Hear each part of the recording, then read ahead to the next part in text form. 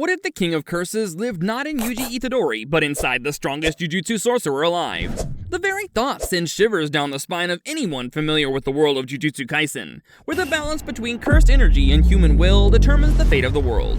Let's explore the fascinating consequences of this hypothetical event. Preserved for a millennium, Sukuna's 20 fingers represent fragments of the ancient sorcerer's overwhelming power and malevolence. Yuji's unique body lets him host Sukuna without instant possession, forming the uneasy relationship seen in the series. The fingers become beacons in and of themselves, drawing other cursed spirits to them who've caught wind of Sukuna's incredible power and want to take it for themselves, further complicating their preservation. Prior to discussing what would occur should Gojo ingest these lethal items, we have to know why such an unusual Jujutsu sorcerer would ever contemplate such drastic action. The seemingly carefree demeanor of Satoru Gojo masks a calculating mind, constantly seeking advantages in the eternal battle against curses. As someone who proudly proclaims himself the strongest, Gojo might view consuming Sukuna's fingers as a strategic move to prevent them from falling into the wrong hands, especially if Yuji were no longer a viable vessel. Alternatively, a desperate situation might force his hand, perhaps facing an enemy so powerful that absorbing Sukuna's strength becomes the only viable path to victory. Gojo's confidence in his own abilities might lead him to believe he could control Sukuna's consciousness where others would fail, using his six eyes and limitless curse technique to contain the King of Curses within himself. His position as a special grade sorcerer and inheritor of the prestigious Gojo bloodline might further reinforce his belief that he alone could handle such dangerous power without succumbing to its influence. Keep watching to discover the physical transformation Gojo might undergo, changes that would make even the most powerful curses tremble with fear. The moment Sukuna's fingers pass Gojo's lips, a catastrophic battle would begin within his body, as two overwhelming sources of cursed energy collide. Unlike Yuji, whose body was specifically compatible with Sukuna's curse, Gojo's body already contains his own immense well of cursed energy and techniques that might violently reject the foreign presence. The initial shock would likely incapacitate even someone of Gojo's caliber temporarily, creating a dangerous vulnerability during critical moments of absorption. External manifestations would be dramatic, perhaps black markings similar to Sukuna's spreading across Gojo's skin, his normally piercing blue eyes potentially developing the distinctive second pair of Sukuna's eyes, or his cursed energy taking on a distorted quality visible to other Jujutsu sorcerers. The Jujutsu world would detect this massive cursed energy disturbance instantly, likely triggering immediate responses from both allies and enemies aware of what such a power surge might signify. The fascinating question of how Gojo's limitless technique might interact with Sukuna's dismantle and cleave curse techniques presents unlimited theoretical possibilities. Gojo's limitless creates an infinity between himself and the outside world, while Sukuna's slashing techniques cut through nearly anything, creating a paradoxical interaction between an unstoppable force and an immovable object. The six eyes, which allow Gojo perfect control over his cursed energy and technique, might either help contain Sukuna's influence or become corrupted by it, potentially creating unprecedented variations in how both powers function.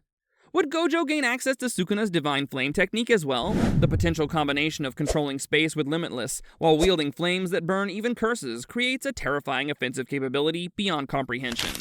The potential emergence of an entirely new curse technique born from this fusion cannot be dismissed, as the Jujutsu world has never witnessed such powerful energies forced to coexist in a single vessel. The consequences would extend far beyond Gojo himself. Wait until you hear how this would transform his relationship with allies and enemies alike.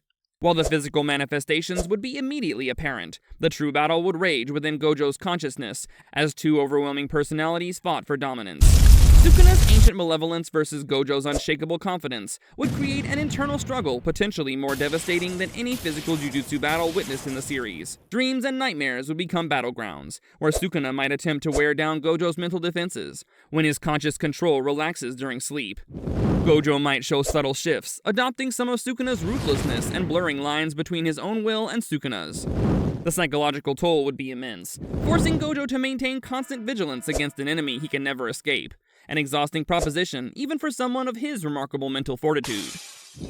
In the best-case scenario, Gojo's superior strength and control of cursed energy would enable him to overpower Sukuna's mind and tap into portions of the King of Curses' power. This triumph would, in effect, make Gojo an even more powerful entity, possibly strong enough to vanquish threats which in the past needed the concerted action of several special-grade sorcerers. The Jujutsu higher-ups, who were already concerned about Gojo's independent attitude and his large following, would perceive this new turn of events with anxiety, perhaps labeling him as a special-grade cursed artifact himself, instead of being a sorcerer. His students at Jujutsu High would see their teacher harness even more destructive power, although his pedagogy might actually become harsher, as Sukuna's presence quietly impacts his world outlook. This scenario could accelerate Gojo's existing plan to raise strong allies to reshape the Jujutsu world, now with even greater power to enforce his vision of how society should handle curses and cursed energy. Perhaps more intriguing is the possibility of a reluctant cooperation between the two powerful entities, similar to but more balanced than Yuji and Sukuna's arrangement. Forced to share a vessel, Gojo and Sukuna might establish boundaries, with each taking control under specific circumstances or against particular enemies that best suit their respective abilities. Their conversations would be fascinating philosophical battles, with Sukuna's ancient perspective challenging Gojo's modern sensibilities about power, purpose, and the nature of Jujutsu itself. This partnership would create unpredictability in battles, as opponents could never be certain which consciousness was in control or which curse techniques might be deployed against them. Over time, this arrangement might evolve in unexpected ways, with each powerful entity potentially influencing the other's perspective in subtle but meaningful ways. The next possibility is truly catastrophic, a scenario that would forever change the world of Jujutsu sorcery as we know it. The darkest potential outcome sees Ryomen Sukuna, with his centuries of experience and malevolent will, gradually overwhelming even Gojo's formidable defenses. Initial control might give way to moments of Sukuna breaking through. Perhaps during battles when Gojo channels too much of the King of Curses' power in desperate situations. Imagine the horror of Gojo's students and allies, witnessing brief glimpses of Sukuna's personality emerging through their teacher's familiar face. A terrifying harbinger of what might fully manifest. If Sukuna gained complete control of Gojo's body, the combination of the King of Curses techniques with the Limitless and Six Eyes would create perhaps the most dangerous entity ever to exist in the Jujutsu world. The strategic genius of both beings unified under Sukuna's malevolent will would make this possessed version of Gojo nearly unbeatable, capable of dismantling the entire Jujutsu society structure single-handedly.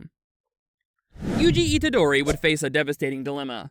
The mentor who saved him now possessed by the very curse he himself contained, creating a mirror image of his own struggle but with potentially opposite results. Megumi Fushiguro, with his tactical mind, might be the first to notice subtle changes in Gojo's behavior or teaching methods, growing suspicious long before any obvious signs of Sukuna's influence appear. Nobara Kugisaki's straightforward approach to problems might lead her to confront Gojo directly about any concerning changes, potentially triggering a revealing reaction from whichever consciousness is dominant at that moment. Principal Yaga and other faculty members will be forced to consider containment protocols for someone even they cannot hope to defeat directly, perhaps researching ancient sealing techniques similar to the prison realm. The allied clans, particularly the Zenin clan, might see this development as an opportunity to eliminate the troublesome Gojo once and for all, using Sukuna's possession as justification for actions they've long desired to take. Beyond the immediate circle of Jujutsu sorcerers, the wider implications of Gojo consuming Sukuna's fingers would reshape the entire world of curses and cursed energy.